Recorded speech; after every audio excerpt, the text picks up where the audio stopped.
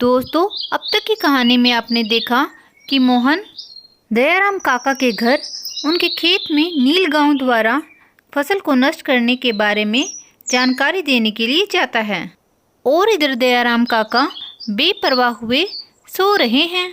जमुना काकी की कई बार कोशिश करने के बाद भी जब दयाराम काका नहीं उठते, जमुना अब इन्हें उठाने का एक यही तरीका है।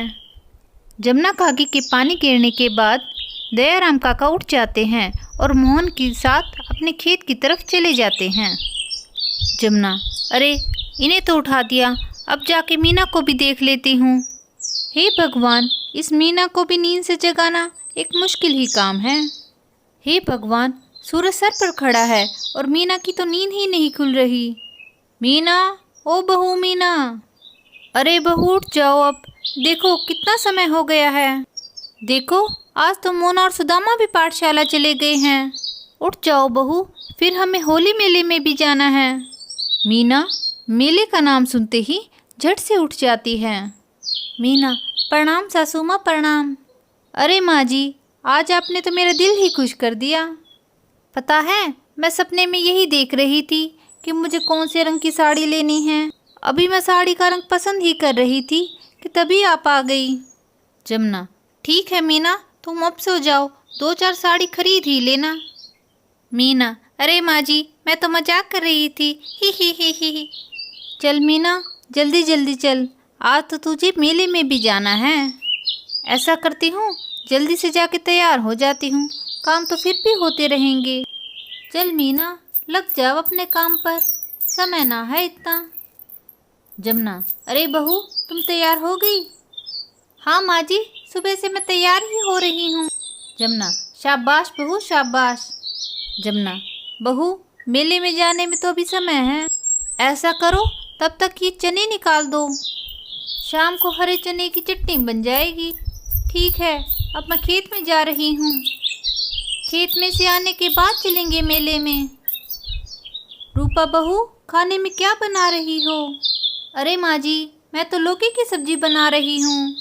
माँ जी, रोटी तो बना दी है, सब्जी अभी कुछ ही देर में बन जाएगी।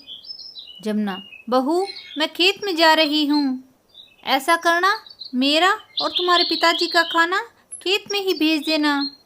रूपा, ठीक है माँ जी। मीना, अरे जाकर रूपा को पूछती हूँ खाना बना या नहीं, मैं ही चली जाऊँगी खेत में खाना देने और साथ साथ आसपास के घरों की खबरें भी ले आऊँगी। अरे रूपा, कहाँ घूमती फिर रही हो? खाना बन गया हो तो मुझे खाने का डब्बा दे दो, मैं खेत में जा रही हूँ। रूपा, जी आप यहीं रुकिए, मैं अभी लेकर आई। रूपा, चलो, मैंने खाने का डब्बा तो तैयार कर दिया, अब मैं इसे ले जाकर मीना दीदी को दे देती हूँ। मीना दीदी, अरे ओ मीना दीदी, खाने का डब्बा तैयार है, ले जाइए। अरे मीना जीजी तो जवाब ही नहीं दे रही।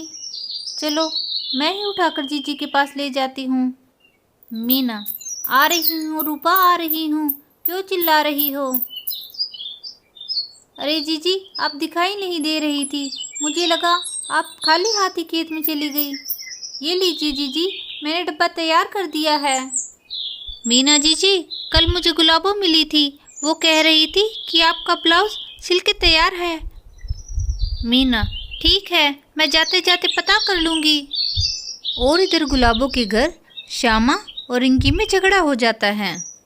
श्यामा, रिंकी तुम बहुत बुरी हो, तुम हमेशा मेरी चीज़ खा लेती हो लेकिन अपनी चीज़ कभी नहीं देती। रिंकी, अरे श्यामा, तुम तो मुझे चीज़ दोगी ही, तुम मुझसे बड़ी जो हो। श्यामा, रिंकी अगर तुम ऐसा करोगी तो मैं तुम्हारी कट्टी कर दूंगी और तुम्हें मैं अपनी बहन भी नहीं बनाऊंगी। श्यामा, अरे किस बात को लेकर झगड़ा हो रहा है तुम में? अरे तुम्हें कितनी बार समझाया है, झगड़ा मत किया करो। अगर तुम यूं ही झगड़ती रही तो मैं तुम्हारे सारे खिलौने बाकी बच्चों में बांट दूंगी। जाओ, अब जाकर अपनी पाठशाला का काम कर लो, तुम दोनों ने तो मुझे परेशान कर रखा है। श्यामा, माँ मेरी गलती नहीं थी। गुलाबो, तुम मुझे मत बताओ, मुझे पता है तुम दोनों ही शैतान हो। जाओ, अब मुझे काम करने दो। गुलाबो, अरे घर बहुत गंदा हुआ है, पहले झाड़ू लगा लेती हूँ। चलो, झाड़ू तो लग गई। अरे आज मैंने गुलाबो और रिंकी को कुछ ज़्यादा ही डांट दिया। ऐसा करती हूँ, उनके लिए उनका पसंदीदा हलवा बना देती हूँ। अरे वाह, हलवे में से तो बहुत अच्छी खुशबू आ रही है। रिंकी और श्यामा खाएंगी तो खुश हो जाएंगी। अरे लेकिन वो दोनों है कहाँ? लगता है वो मुझसे नाराज होकर चली गई। चलो, मैं इस हलवे को ढककर उन्हें ढूंढने के लिए जाती हूँ। यहीं कहीं घूम रही होंगी। गुलाबो रिंकी और श्यामा को ढूंढने के लिए चली जाती है। अरे चलते चलते गुलाबो से पूछ लेती हूँ, उसने मेरे कपड़े तैयार किए या नहीं। मुझे तो अपने कपड़े जल्दी चाहिए थे, होली जो आने वाली है। गुलाबो, अरे ओ गुलाबो, सुनहरी बहन, अरे कोई है क्या घर में? लगता है कोई ना है घर पे। चलो मैं भी चलती हूँ। अरे ये इतनी अच्छी खुशबू किस चीज़ की है? चलो जाकर देखती हूँ क्या है इस कढ़ाई में। हलवा, अरे वाह, आज तो मज़ा ही आ गया। अरे थोड़ा सा खा लेती हूँ, गुलाबो को भी क्या पता लगेगा। चलो थोड़ा हलवा तो चख ही लेती हूँ। बहुत स्वाद, गुलाबो के हाथ में तो जादू है। चलो इसे तो बचा ही देती हूँ। अब बस यहाँ से जल्दी से निकल लेती हूँ। अरे ये क्या, मेरा दुपट्टा कहाँ फंस गया? ओहो, ये तो कढ़ाई में अटका है। लगता है भगवान की भी यही इच्छा है कि मैं सारा हलवा खा लूँ। अरे वाह मीना, आज तो मज़ा ही आ गया। चल मीना, अब यहाँ से जल्दी 9-2-11 हो ले, इससे पहले तो पकड़ी जाए। एक बात तो माननी पड़ेगी, गुलाबो के हाथ में जादू है, जादू। चल मीना, अब जल्दी कर, यहाँ रुकने का समय ना है।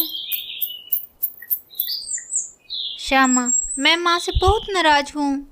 गुलाबो, रिंकी, श्यामा, यहाँ क्या कर रही हो? चलो घर चलो, मैंने तुम्हारे लिए हलवा बनाया है।